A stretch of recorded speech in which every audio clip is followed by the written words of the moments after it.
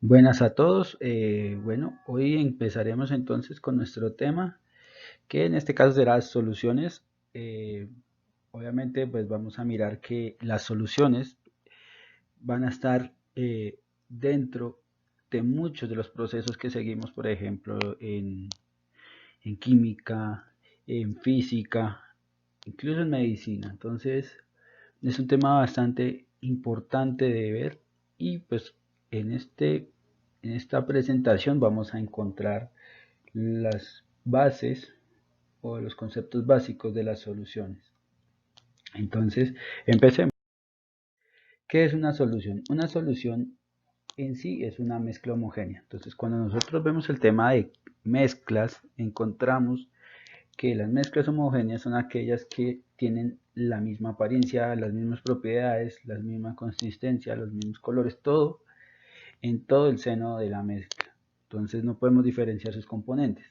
En una solución eso es prácticamente, no podemos distinguir, no podemos diferenciar porque en todo punto de la sustancia, de la mezcla, las propiedades son las mismas. Y pues obviamente eso le trae unas propiedades interesantes a las soluciones que trataremos de ver en esta sección. Bueno, entonces, primero hay soluciones sólido-sólido, pues aquí colocamos una campana. Las campanas, pues la mayoría se hacen con metales, con aleaciones, y en este caso la aleación que utilizamos para esta campana es bronce. El bronce entonces es una aleación, es una mezcla de cobre, de zinc, de níquel, que pues obviamente es ejemplo de una solución sólida porque en cualquier punto de la campana donde esté el bronce pues va a tener las mismas propiedades, la misma ductilidad, la misma maleabilidad, la misma conductividad eléctrica, el mismo punto de fusión. Entonces eso es una solución homogénea en un artefacto como una campana. También tenemos las soluciones líquido-gas. Son todas esas aquellas que se utilizan principalmente para la obtención de bebidas refrescantes, bebidas gaseosas, bebidas que contienen dióxido de carbono y que le da unas propiedades particulares a ellas. Eh, Más adelante veremos que es gracias a la presión ejercida en la mezcla para obtener una solución líquido-gas. Y si vemos, pues estas bebidas tendrán sus propiedades organolépticas en cualquier punto del recipiente, en la parte interior, en la solución como tal. También otro ejemplo de una solución es el mar. El mar tiene una gran cantidad de componentes, entre ellos un solvente, como que ya veremos más adelante qué es un solvente. Tendrá componentes sólidos, tendrá componentes líquidos, tendrá componentes gaseosos. Entonces, es un buen ejemplo de lo que es una solución. Un compilamiento, una mezcla de muchos elementos entre sí, de muchos compuestos que le dan unas propiedades interesantes. Y además también tenemos las bebidas alcohólicas, las bebidas alimenticias, todo lo que tiene que ver con alimentos en forma líquida, muchas de ellas son soluciones. Entonces tenemos los vinos, tenemos la cerveza, tenemos los cócteles, muchos de ellos forman una sola fase y por consiguiente una solución. Entonces, de acuerdo a todo esto, nos queda definir eh, por qué una solución, por qué el tema de solución es tan importante en el estudio, ya sea en química, en física o en otra ciencia. Primero, pues debemos decir que si es una solución, es una mezcla, y si es una mezcla se puede separar. Y se puede separar por métodos físicos. Lo que es la decantación, lo que es la filtración, lo que es la evaporación, lo que es la destilación, lo que es la centrifugación, todos estos métodos nos permiten separar mezclas y en el caso de las soluciones muchos de esos métodos son utilizados para separar sus componentes, entre ellos la evaporación, que como todos sabemos es un proceso por el cual nosotros calentamos la mezcla hasta el punto en que el, el solvente o el componente líquido se evapore y nos quede un componente sólido, muy utilizado para purificación y secamiento de materiales. Por ejemplo, si yo quiero una sal seca, anhidra, pues tengo que hacer un proceso de evaporación. En el caso de las destilaciones, es necesario que nosotros apliquemos este método cuando queremos separar soluciones líquido-líquido o en algunos casos líquido-sólido. ¿Por qué? Porque la destilación me va a permitir obtener uno de los componentes en un lugar aparte del recipiente original. Entonces es un método muy eficiente que se ha visto, por ejemplo, en la obtención de vinos, en la purificación de agua, en la obtención de sustancias muy complejas de separar por métodos convencionales. Entonces, eso nos ayuda principalmente a tener como tal la separación de una mezcla. ¿Listo? Entonces, la evaporación y la destilación van a ser herramientas fundamentales para separar compuestos químicos por medios físicos. Entonces, he ahí una de las tantas cuestiones de los conceptos de las soluciones. Bueno, entonces cuando hablamos de solución estamos hablando de un compendio muy numeroso en cuanto a dónde encontramos soluciones. Podemos encontrarlos en reacciones, los podemos encontrar en procesos químicos, procesos industriales, obtención de materias primas, o sea, hay mucho de dónde mirar este tipo de sustancias, las mezclas homogéneas. Entonces, pues miremos, los medios de cultivo para microorganismos. Entonces, cuando hablamos de medios de cultivo para microorganismos, pues todos sabemos que un microorganismo para que se reproduzca, para que se propague, para que produzca metabolitos, por ejemplo, si es de interés biológico, si tiene algún proceso de biotecnología o parecidos, entonces necesitamos un medio donde ellos crezcan. Estos microorganismos necesitan de nutrientes, necesitan de minerales, necesitan de ciertos elementos, pHs adecuados, y eso lo da las soluciones. Nosotros queremos obtener células, queremos obtener cultivos, queremos obtener grandes cosas. Entonces, las soluciones van a ser nuestra herramienta para hacer crecer estos microorganismos.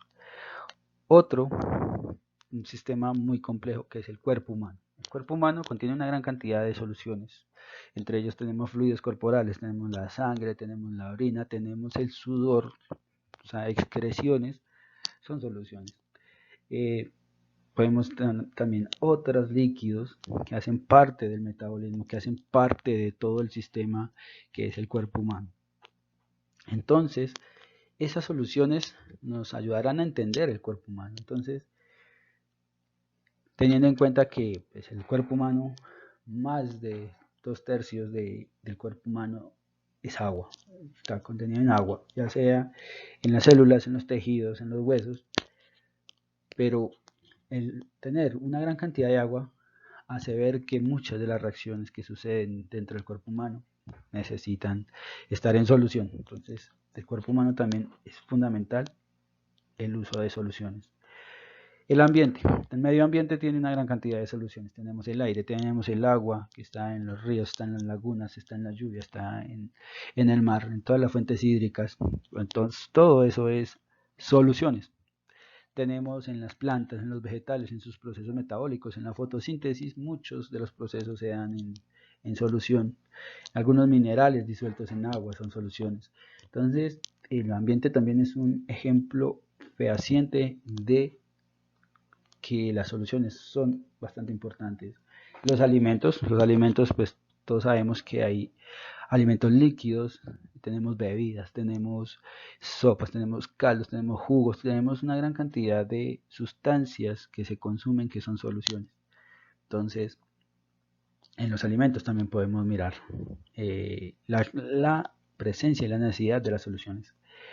Y en los medicamentos pues, muchos de ellos se aplican de forma de solución, ya sea un medicamento, ya sea algún elemento que necesite el cuerpo humano, elementos traza, por ejemplo, los sueros fisiológicos que se utilizan para preparar al paciente para cirugía, todas esas cosas son soluciones salinas. Muchos de los medicamentos que se utilizan para enfermedades vienen en solución. Entonces, los medicamentos y la industria farmacéutica es un ejemplo, es un gran ejemplo de el uso de las soluciones. Y pues si queremos enumerar muchos más, pues tenemos la industria, tenemos la cosmética, tenemos procesos cotidianos donde las soluciones son esenciales e importantes. Bueno, entonces acá nosotros vamos a mirar qué compone una solución. Entonces una solución va a tener unos componentes marcados, supremamente conocidos, que nos ayudará a definir cómo será en concentración, cómo será su comportamiento, cómo será su forma de aplicación. Entonces, toda solución, independiente del número de componentes que tenga, porque pueden tener 2, pueden tener 3, pueden tener 100, pueden tener 1000 componentes y sigue siendo una solución. Pero todos estos componentes se van a diferenciar en dos grandes grupos. Entonces, el primer grupo es lo que conocemos como soluto o disoluto. ¿Por qué soluto o disoluto? El soluto es el compuesto, la sustancia, el elemento que va a estar disuelta en el solvente. Entonces, muchas fuentes bibliográficas nos dicen que ese soluto va a estar disuelto en menor cantidad, o que es el que está en menor proporción, o es el que lleva el proceso como tal en una reacción. Entonces, todas esas definiciones nos llevan a decir que el soluto es aquel que va a participar de un proceso y que es disuelto por el solvente. Entonces ahí viene el otro, que es el solvente o disolvente. Entonces, la palabra no quiere decir que sea un término distinto. Disolvente y solvente son lo mismo, al igual que soluto y disoluto, o solución y disolución. Entonces son términos que se utilizan y son válidos en ambos casos. Entonces el solvente o disolvente es el componente que generalmente está en mayor proporción. Esa es una de las definiciones que dan algunos autores. Sin embargo, tenemos el caso de varias soluciones donde el solvente está en menor proporción. Y eso es, por ejemplo, en algunos reactivos comerciales. Tal es el caso del ácido sulfúrico, que está a un 98%, que ya más adelante veremos qué es eso del 98%. Y o sea, el 2% sería pues prácticamente agua. Entonces, esto es un ejemplo de que esta definición de que está en mayor proporción es general, pero no total para todas las soluciones. ¿Cuál sería la mejor que podríamos utilizar? Es la sustancia que disuelve al soluto, o sea, que sirve de vehículo, que sirve de medio para que el soluto trabaje en un proceso químico, que trabaje en una reacción química, o en un proceso físico si no hay cambio en la composición o en la naturaleza de la sustancia. Entonces hay que tener en cuenta eso: soluto, el que se disuelve; solvente, el que disuelve. Serían entonces las palabras que definirían a estos dos componentes. Y pues obviamente vamos a ver que en una solución no necesariamente vamos a tener un solo solvente y un solo soluto. Entonces aquí vamos a ver dos ejemplos muy claros de esa particularidad. Entonces el agua del mar es una solución muy compleja, es una solución supremamente compleja, tiene un montón de componentes. Aquí solo vamos a nombrar unos pocos. y de hecho los vamos a nombrar como grupos de componentes, grupos como tal. Entonces, veamos. El agua de mar, pues obviamente el solvente principal que va a haber en ella es el mar. O sea, el, el mar es en su gran mayoría agua. Pero ¿qué tenemos en el agua? Tenemos algo otros fluidos, producto del metabolismo de algunos organismos, de procedencia de actividad humana o descomposición de alguna materia orgánica. Entonces también van a haber otros solventes, pero el principal va a ser el agua. Solutos, ¿qué encontramos en el mar? Bueno, entonces encontramos sales aloideas, sales que vienen de fluoruros, cloruros, bromuros, yoduros, y además sabiendo que el mar es una rica fuente de estos elementos en forma de sales. El mar tiene una gran cantidad de fluoruro. El bromuro también está contenido en el mar. De hecho, para obtener bromo se extrae bromuro de las sales que hay en el mar. Eso es una industria muy marcada. Los cloruros, que pues obviamente conocemos la sal común, pero pues también hay muchos cloruros que no necesariamente solamente con sodio. Y también encontramos yoduros. Minerales que encontramos en el mar. Pues tenemos una gran cantidad. Entonces tenemos el carbonato de calcio. Carbonato de calcio que es un compuesto que participa en la formación de estructuras fuertes, de estructuras calcáreas. Y pues, ¿en dónde vemos las estructuras calcáreas? En los moluscos, en los exoesqueletos de los artrópodos como los cangrejos, tenemos en los caracoles, en la formación de los esqueletos, en las esponjas y en los corales. Entonces, el carbonato de calcio vendrá a ser una pieza fundamental y eso lo encontramos en el mar. Silicatos, pues solamente los que están en el lecho marino, en lo que son las arenas, son un claro ejemplo de los silicatos. Los fosfatos tenemos cantidades altísimas de fósforo en el mar, en forma de fosfatos, procedentes de muchos procesos, muchos de ellos biológicos. Sales de metales de transición, o sea, en el mar también encontramos hierro, en el mar también encontramos cobre, zinc, níquel, y entonces es una fuente inagotable de metales de transición. Metales nobles como el oro, como el platino, se encuentran también en el mar.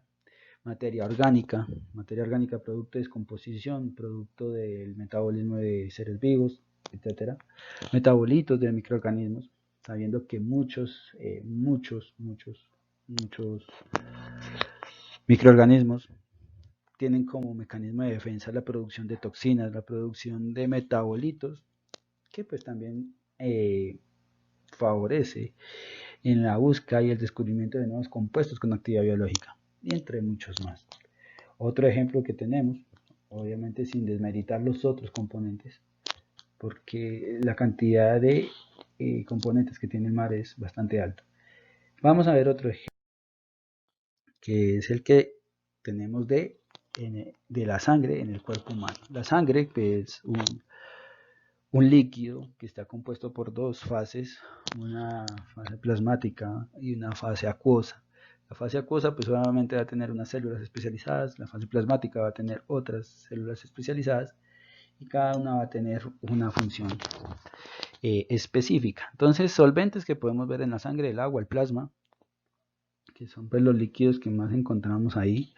El soluto o los solutos que encontramos en la sangre son muchísimos, pero pues aquí tenemos como por grupos los aluros, o sea, no encontramos cloruro, fluoruro, encontramos bromuros, células sanguíneas, lo que son los eritrocitos, los glóbulos rojos, los glóbulos blancos, las plaquetas, bueno, todo eso lo encontramos en la sangre. Proteínas, tenemos la hemoglobina, que es la encargada del transporte de oxígeno, lípidos como esteroles, tenemos triglicéridos y demás, que sabemos que cuando estos comienzan a depositarse en las paredes de las venas y las arterias, pues vienen los problemas cardíacos. Tenemos minerales como carbonatos, citratos, fosfatos, todos ellos cumpliendo una labor muy importante que es el equilibrio ácido-base. Y pues otros procesos importantes. También encontramos hormonas, que pues obviamente son las que vienen de las glándulas y permiten la expresión genética en muchas cosas. Neurotransmisores, que está asociado al sistema nervioso, entre otros más. O sea, hay una gran cantidad de solutos en la sangre que pues si nos quedamos a enumerarlos, pues obviamente no terminaríamos hoy. Siguiendo entonces con las soluciones, vamos a encontrar que una solución para que se forme, para que se establezca una mezcla homogénea, es necesario eh, entender ese concepto, ese proceso de cómo se van a formar. Y eso es supremamente importante. Entonces, ¿cómo se forma una solución? Pues primero que todo tenemos el soluto.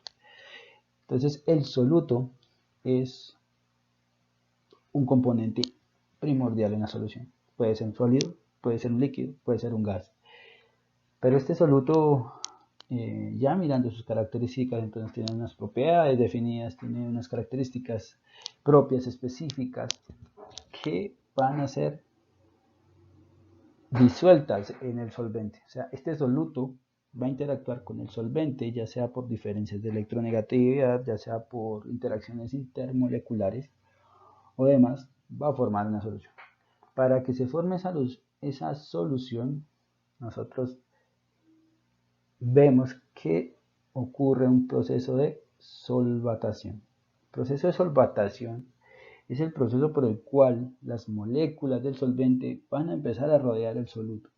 Y cuando empiezan a rodear el soluto, ya sea por interacciones intermoleculares o por afinidad química o por otras razones, esto va a comenzar a rodear, van a comenzar a secuestrar parte de las partículas del soluto por partículas del solvente.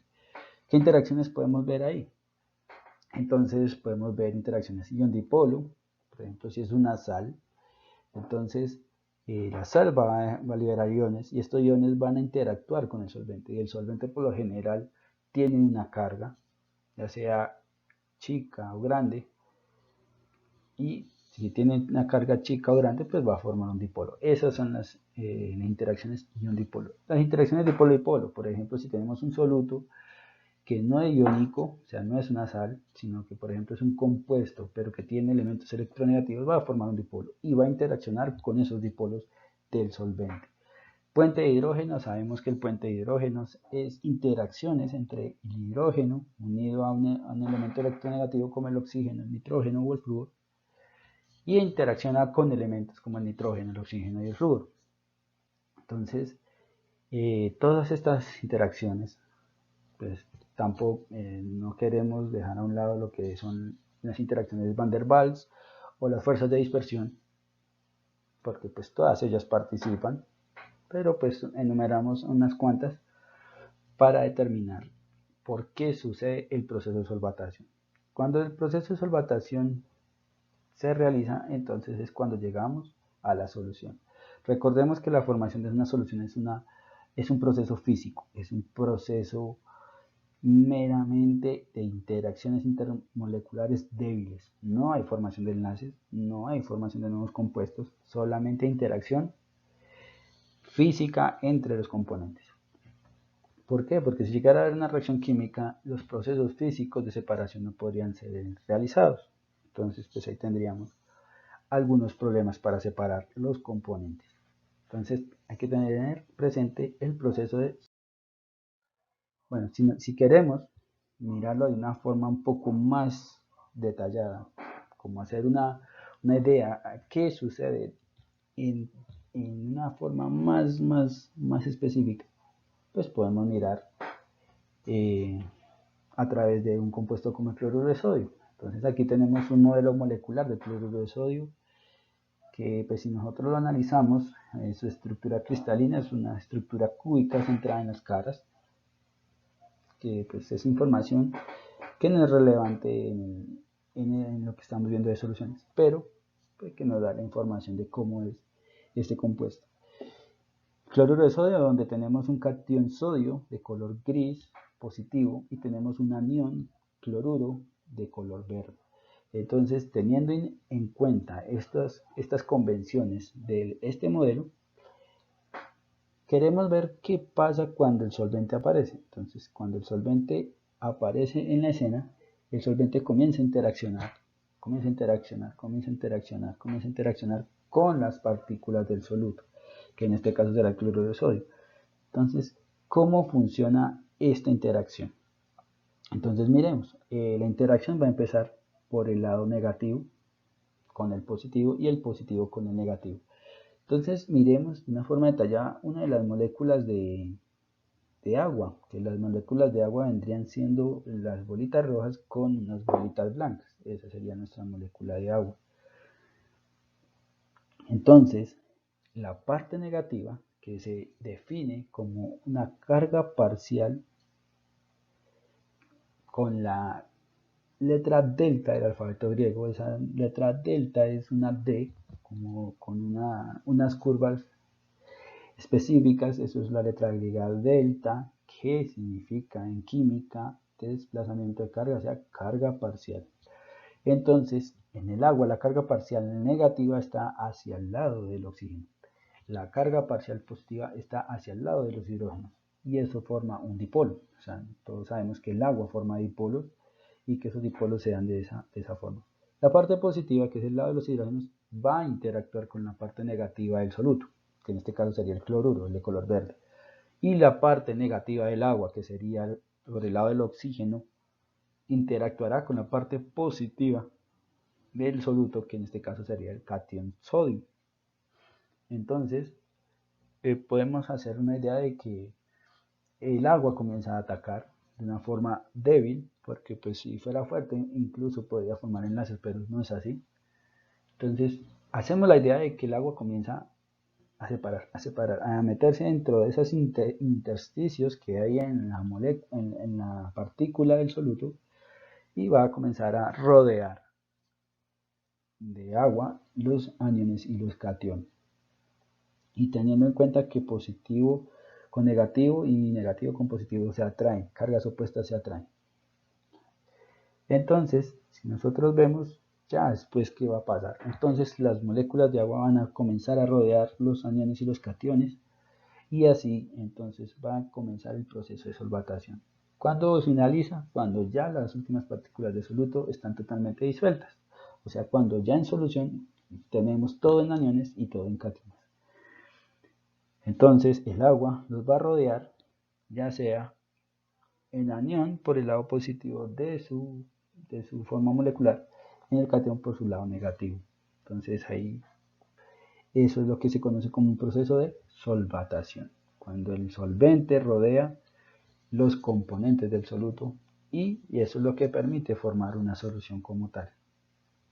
Entonces depende del solvente ese proceso de solvatación. Si el solvente no es afín con el soluto, pues obviamente este proceso de solvatación va a ser limitado o va a ser muy bajo.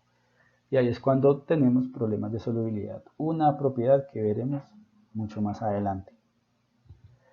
Bueno, siguiendo con el tema, ya después de haber visto de una manera más detallada el proceso de solvatación, vamos a mirar qué tipos de soluciones pueden haber. Tipos de soluciones, pues las podemos clasificar en varios grupos. Entonces, tipos de soluciones que tenemos. Tenemos soluciones concentradas, diluidas, bueno, todas esas, y las vamos a ver con detalle en esta parte. Entonces, veamos. Tenemos varios estados, por decirlo así, varias etapas de una solución, donde la primera etapa es la etapa donde encontramos el color más tenue, que sería simulando un vasito con una solución diluida, o sea, una solución que está con muy baja concentración, que eso ya ahorita lo vamos a mirar con más detalle. Entonces, si yo le agrego soluto. No estoy diciendo que del vasito 1 va a pasar al vasito 2, no, porque este es el mismo vasito en 5 etapas diferentes. Entonces, si pasamos a la segunda etapa adicionándole más soluto, ¿qué va a pasar? Que la concentración va a aumentar. ¿Y qué es la concentración? La proporción de soluto que hay dentro del solvente. Entonces, si yo le adiciono soluto, pues obviamente va a estar un poco más concentrado y el color se va a volver más intenso. Cabe aclarar que esto es una forma muy didáctica de verlo, porque en la química y en lo que se concierne a análisis instrumental, todo esto no siempre hay colores. A veces todo en incoloro, pero pues bueno, eso es una bonita forma de ver el procedimiento cuando le adicionamos soluto a una solución. Entonces, si le adicionamos más soluto a la solución, pues vamos a encontrar una solución más concentrada, o sea, con mayor cantidad de soluto y todavía, en este caso, puede albergar más soluto. Entonces ahí ya estamos pasando a soluciones un poco más concentradas. Entonces, si le adicionamos más soluto, entonces la intensidad va a aumentar porque hay mayor cantidad de soluto y llegar hasta un punto en donde ya no más va a cambiar porque ya llegó a un límite. Entonces, cada parte, o sea, cada etapa que transcurrimos desde la solución bien clarita hasta la solución bien oscura tienen unos nombres específicos. Entonces, ese proceso que acabamos de ver es aumento de soluto en la solución. O sea, el mismo frasquito con el mismo líquido en 5 etapas distintas. Una primera etapa donde estaba muy poca cantidad de soluto y una quinta etapa donde ya llegó el límite del líquido de solubilizar, entonces hasta ahí llegará el color como tal. Bueno, entonces miremos que esa solución clarita que vimos al principio en la primera etapa se conoce como una solución diluida. Una solución diluida es una solución que posee muy poca cantidad de soluto y ahí estamos hablando de una concentración muy baja. Una concentración que puede tener un valor supremamente pequeño, pero el soluto es capaz de dar esta tonalidad. De la etapa 2 al 4, que son las intermedias, esas soluciones se conocen como soluciones concentradas o solución concentrada, que indica que ha aumentado la concentración del soluto, o sea, que ha aumentado la cantidad de él en la solución, pero no quiere decir que hasta ahí puede más, o sea, puede seguir albergando más soluto y puede seguir concentrándose aún más, hasta llegar a un punto en que ya no más, y eso es lo que conocemos como una solución saturada, una solución donde ya no puede disolver más soluto. ¿Por qué? Porque si se le llega a adicionar un poco más, ya tendremos una solución sobresaturada, donde ya tendremos una solución con un precipitado en el fondo, tenemos un sedimento, tenemos un proceso ya donde no va a disolver más, pero sí se va a formar un precipitado, y eso ya se conoce como una solución sobresaturada. Entonces, cuando hablamos de una solución saturada, es que ya llegamos al límite de solubilidad. ¿Y qué es la solubilidad? Es lo que vamos a ver de aquí en adelante. Entonces tengamos en cuenta, solución diluida, concentraciones muy bajas, solución concentrada, que aumenta la cantidad de soluto, pero que todavía puede albergar más. Y solución saturada, la solución donde ya la solución no puede disolver más soluto. Y esto es lo que se conoce como solubilidad, que es lo que vamos a ver a continuación. Entonces, ¿qué es la solubilidad? Ya hablamos de la solubilidad como un límite, como una barrera que llegamos al punto en que ya no se puede adicionar más soluto. Entonces, eso es más o menos la solubilidad. Pero demos un término un poco más claro. Entonces, todo compuesto puede ser disuelto en otra sustancia. Eso es cierto. Independiente de la naturaleza del compuesto, siempre podrá ser disuelto por otro. Por ejemplo, si tenemos un metal, este metal puede ser disuelto con una sustancia fuertemente ácida. Si tenemos una grasa, esta grasa puede ser solubilizada con disolventes orgánicos. Si tenemos, por ejemplo, una sal muy dura, posiblemente con agua la podamos disolver. Entonces, toda sustancia, todo compuesto tiene la facultad de mezclarse y disolverse en otra. Eso es lo que se conoce como la solubilidad. La solubilidad es la capacidad que tiene esa sustancia de disolverse en otra hasta formar una solución saturada. O sea, eso es lo elemental en la definición. Una propiedad como la solubilidad es para soluciones saturadas. O sea, cuando una solución llega a su saturación en cuanto al soluto, ese es la solubilidad, el límite que tiene esa solución a una temperatura determinada. Ojo, porque la solubilidad es dependiente de la temperatura. Además, cabe aclarar que la solubilidad es una propiedad intensiva, entonces es específica para cada componente, para cada compuesto, que en muchos casos permite identificar la sustancia. Entonces hay que tener en cuenta eso.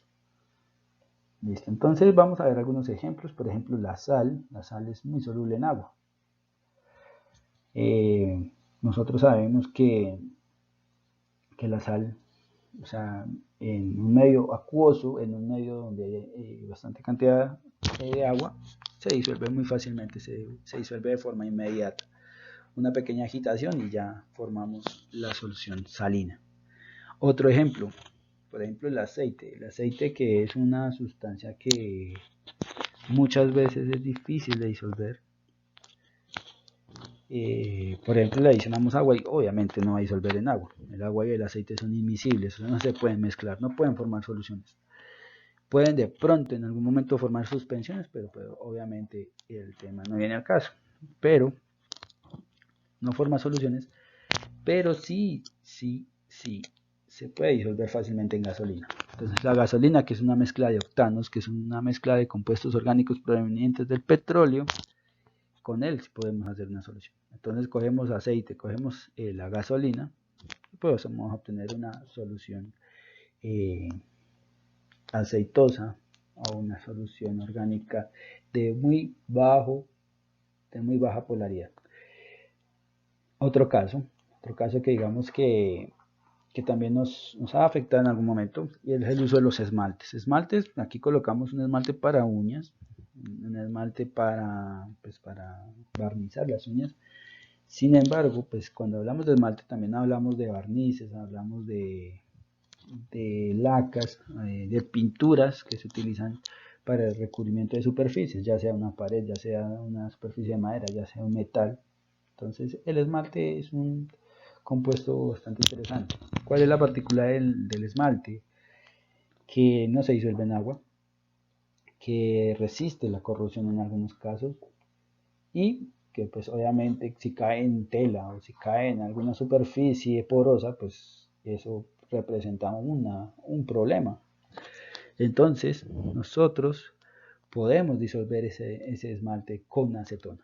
Acetona, que es un compuesto orgánico de carbono oxígeno, pero que en este caso va a hacer la función de disolvente. Y entonces el disolvente va a hacer la tarea de disolver al esmalte. Entonces nosotros podemos tener esmaltes mucho más líquidos, mucho más fluidos, utilizando acetona. Y además, teniendo en cuenta que la acetona tiene una presión de vapor bastante baja, entonces pues prácticamente nosotros en la mano se puede evaporar incluso este reactivo. La acetona, que en una época se utilizaba como removedor de esmalte, de hecho todavía se usa con ese fin, pero pues hoy existen ya otros componentes más baratos o más accesibles. Pero entonces aquí tenemos tres ejemplos de cómo las sustancias se van a disolver unas sobre otras por la propiedad de la solubilidad. Entonces la sal tiene una solubilidad determinada en agua, el aceite tiene una solubilidad determinada en gasolina y el esmalte tiene una solubilidad determinada en acetona. Entonces eso a amplios rasgos es la solubilidad. Entonces hay que tener en presente esta frase. Las soluciones se forman entre sustancias similares de acuerdo a la polaridad del soluto y del solvente. Entonces yo no puedo mezclar agua en gasolina porque no se me va a mezclar. Yo no puedo mezclar agua con aceite porque no se van a mezclar. ¿Por qué? porque la sal en la gasolina no son afines, no son compatibles. La sal es muy polar, la gasolina muy poco polar, entonces esas diferencias de polaridad no van a permitir formar una solución. Lo mismo sucede con el aceite y el agua. Tienen polaridades muy distintas. El agua es muy polar, el aceite es muy poco polar, obviamente no se van a mezclar. Pero la acetona sí mezcla varias cosas, y es porque la acetona está como en un intermedio. O sea, es muy poco, es polar, pero no tanto, y eso permite disolver de manera parcial algunos componentes. La acetona puede disolverlo el aceite en muy poca forma, o incluso puede disolver en algo una pequeña cantidad de sal. Pero bueno, esos son procesos que no vamos a ver de manera directa en esta parte del curso. Bueno, entonces, ya sabiendo qué es la solubilidad, ya sabiendo que la solubilidad hace parte de las soluciones, que es una propiedad fundamental del soluto y que es especial para identificar, entonces vamos a mirar qué factores son los que afectan la solubilidad de un soluto. Entonces, primero que todo, la temperatura. Entonces, cuando nosotros trabajamos en la temperatura me va a variar, me va a modificar la solubilidad de las sustancias. Miremos entonces. Entonces aquí tenemos un cuadro que representa más o menos la solubilidad en función de la temperatura. Entonces, tenemos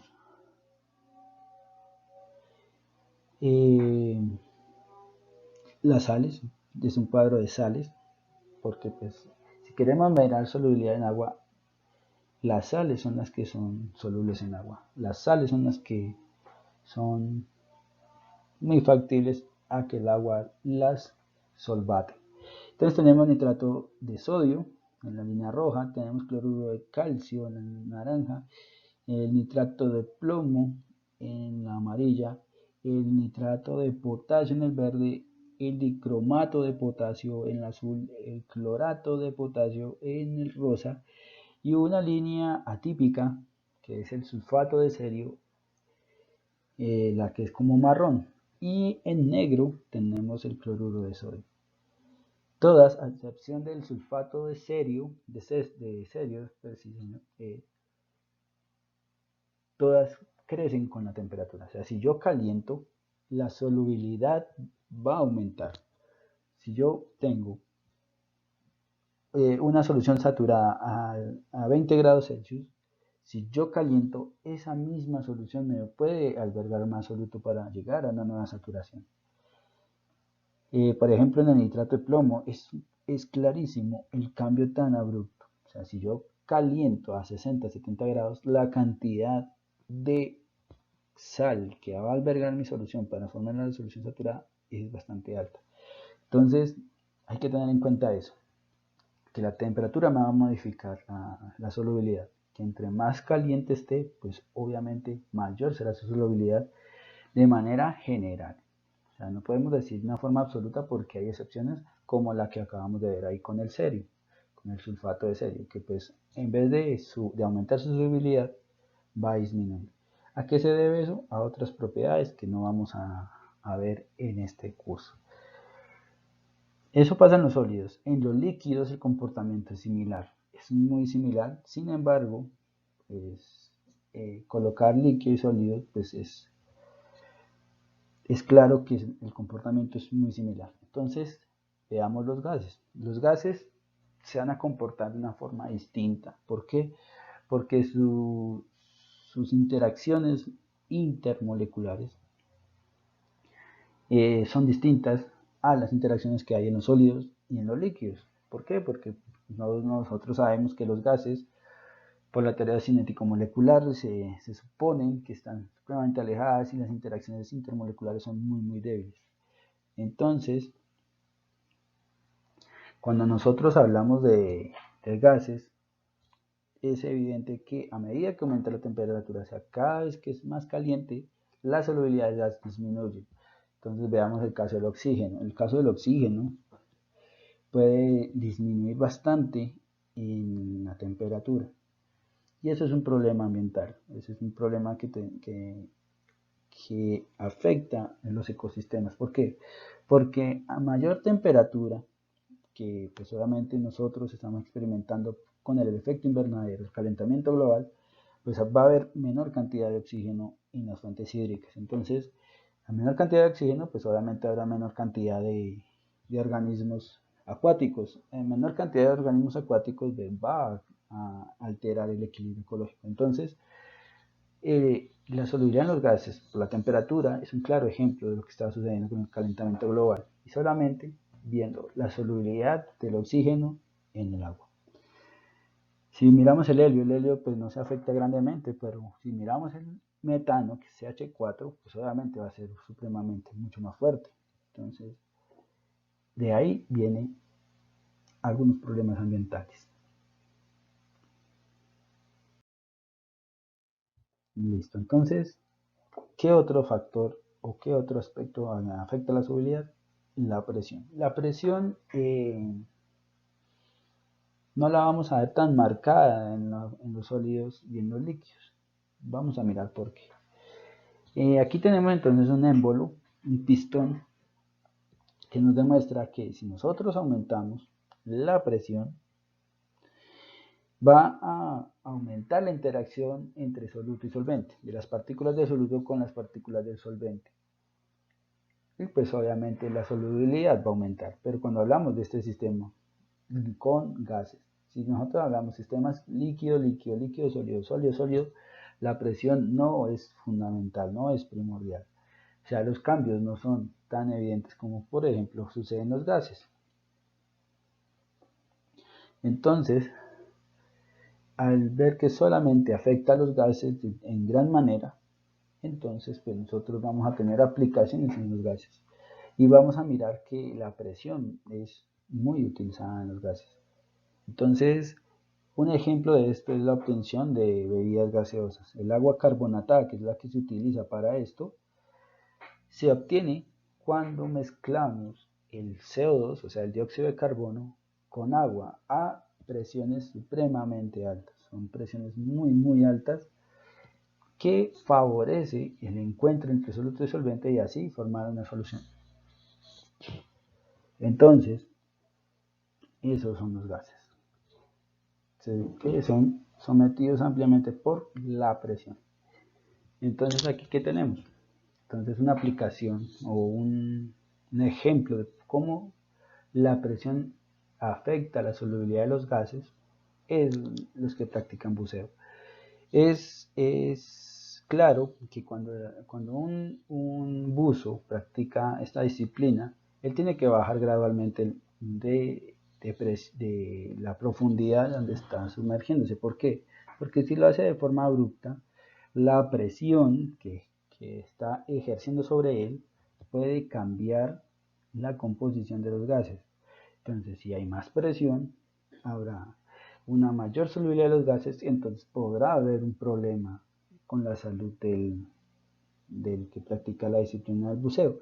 Por eso los que practican buceo tienen que ir graduando la cantidad de aire que van consumiendo y además tienen que ir poco a poco descendiendo, porque no pueden bajar de una vez porque pueden provocar una anomalía en su sistema y por consiguiente problemas mucho más graves.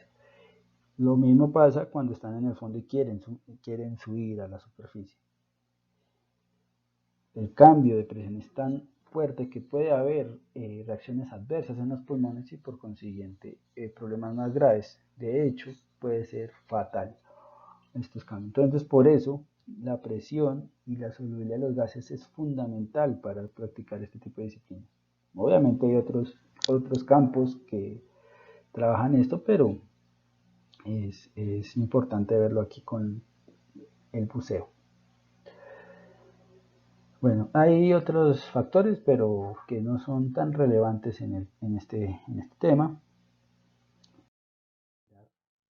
Las reglas de solubilidad, o sea, las reglas de solubilidad son esas reglas que nosotros necesitamos tener en cuenta para mirar si una solución es factible o no es factible. ¿Cómo así? O sea, hay compuestos que solubilizan el agua, hay compuestos que no pueden hacerlo y hay compuestos que lo hacen de manera parcial. Químicamente eso se debe a equilibrios de solubilidad, pero pues que no vamos a desarrollar en esta parte. Entonces, esta tabla pues que la podemos encontrar en varias fuentes bibliográficas, en muchos libros, en muchas fuentes en línea, nos muestra esas reglas que son sencillas. Por ejemplo, compuestos solubles en agua y compuestos insolubles en agua. ¿Por qué en agua? Porque el agua es un protagonista bastante importante en la formación de soluciones. Muchas soluciones se hacen en agua, muchas soluciones trabajan en agua. Entonces, por eso colocamos la regla de solubilidad en agua y eso es lo que vamos a mirar en esta tabla. Primera parte de la tabla.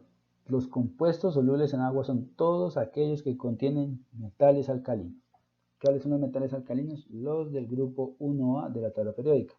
Entonces tenemos litio, tenemos sodio, tenemos potasio, tenemos rubio, tenemos cesio. El francio no está, porque pues el francio tiene actividad radiactiva.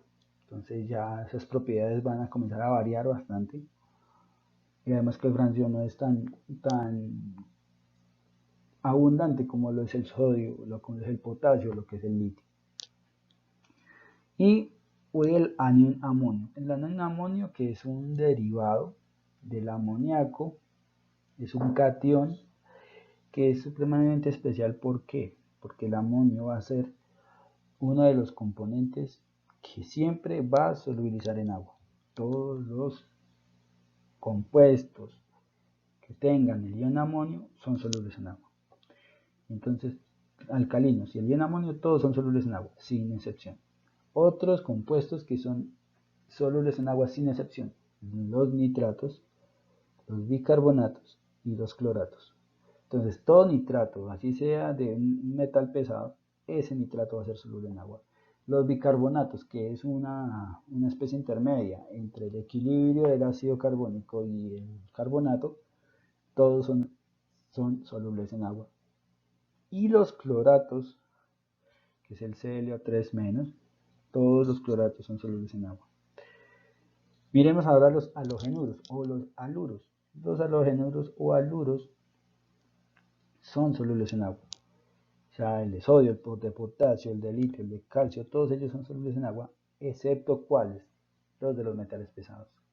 Halogenuro de plata, de mercurio y de plomo son insolubles en agua. Ellos forman suspensiones, ellos forman dos fases, ellos forman dispersiones que son totalmente distintas a las soluciones.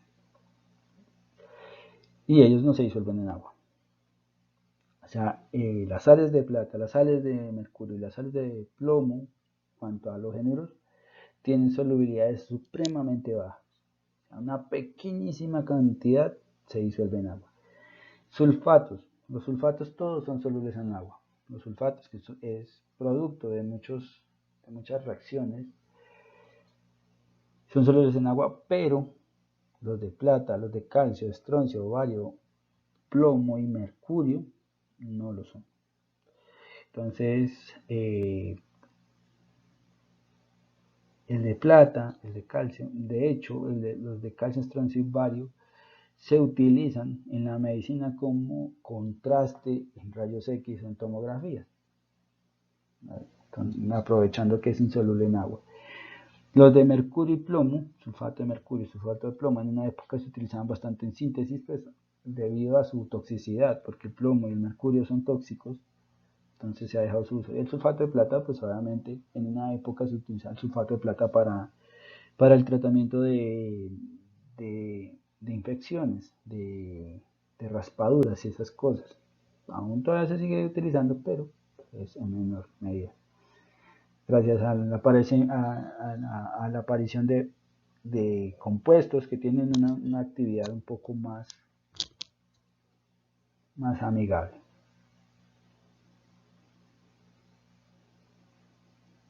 Tenemos los compuestos insolubles. Entonces, los compuestos insolubles son los carbonatos, los fosfatos, los cromatos y los sulfuros. Todos ellos son insolubles en agua, exceptuando ¿quiénes? Los metales alcalinos y el ion amonio. O sea, un carbonato de litio, un carbonato de sodio, un carbonato de potasio son solubles de agua. Todas las sales sódicas de los fosfatos son solubles de agua. Los cromatos de los elementos alcalinos son solubles en agua y los sulfuros al igual que los otros. En los hidróxidos también son insolubles en agua, pero la excepción son los metales alcalinos y el ion bario. Entonces ahí tendríamos entonces esas pequeñas reglas de solubilidad. También hay otras excepciones, pero pues no son tan comunes, tan cotidianas como estas, pero esto nos ayuda a entender un poco más de qué compuestos sí son solubles en agua, cuáles compuestos no son solubles en agua y cuáles pueden ser parcialmente solubles en agua. Entonces, con esto terminamos esta sección y espero continuar con ustedes en otra ocasión. Muchas gracias.